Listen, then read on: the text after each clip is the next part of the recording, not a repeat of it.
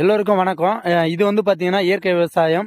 மைசூர் மல்லி நடவு பண்ணியிருக்கேன். இங்கே வந்து பார்த்தீங்கன்னா கெமிக்கல் பண்ணுறவங்களுக்கும் நமக்கும் உள்ள வித்தியாசம் என்னன்னா, எப்படி இருக்குது பார்த்தீங்களா? எந்த ஒரு வித்தியாசமும் இல்லை. கெமிக்கலே பண்ணலை, ஆனால் எவ்வளோ அழகாக வந்து பண்ணியிருக்கேன் பாருங்கள். சூப்பராக வளர்ந்துருக்கு. பார்க்கவே வந்து பார்த்தீங்கன்னா கண்கொள்ளா காட்சியாக இருக்குது. கெமிக்கல் பண்ணது வந்து பார்த்தீங்கன்னா நாற்று விட்டது அவங்க கிடையாது, பறித்து நடுறது அவங்க கிடையாது, நடவு பண்ணுறது அவங்க கிடையாது, சுற்றி வரப்பு வெட்டாமல் அதுக்கு வந்து பார்த்தீங்கன்னா பில்லு மருந்து அடிச்சிடறாங்க, அதுவும் அவங்களது கிடையாது.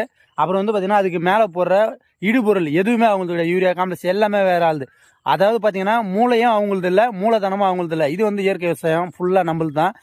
எல்லாமே நம்மளுது தான். மூளையும் நான் தான், மூலதனமும் நான் தான். இதுக்கு போடுற இடுபொருள்லேருந்து நாற்று விட்டதுலேருந்து பறிச்சுலேருந்து சுற்றி வரப்பு வெட்டினதுலேருந்து எல்லாமே இருந்து, அதாவது இங்கே பார்த்தீங்கன்னா எல்லாமே நான் தான் தீர்மானிக்கணும். இதுக்கான இடுபொருள் எல்லாமே நான் தான் வந்து தயாரிப்பேன். ஆனால் கெமிக்கல் அப்படி கிடையாது. எல்லாமே வந்து கடையிலேருந்து வாங்கிட்டு வந்து போடுவாங்க. கடைசியில் பார்க்கும்போது கணக்கு பார்க்கும்போது 0 தான் வரும். ஆனால் இது அப்படி கிடையாது. இது எல்லாமே எவ்வளோ வந்தாலும் எனக்கு லாபம் தான்.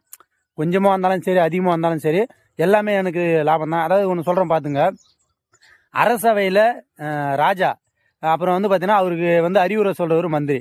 இங்கே அறிவுரை சொல்கிற மந்திரியும் நான் தான், இது அரசவையை ஆட்டி வைக்கிற ராஜாவும் நான் தான். இங்கே ராஜா மந்திரி எல்லாமே நான் தான். மூளையும் நான் தான், மூலதனமும் நான் தான். இதை புரிஞ்சவங்க எல்லாரும் கமெண்ட் பண்ணுங்கள். முடிஞ்சால் என்ன ஃபாலோ பண்ணி இந்த மாதிரி விவசாயம் பண்ணுங்கள். ஓகே.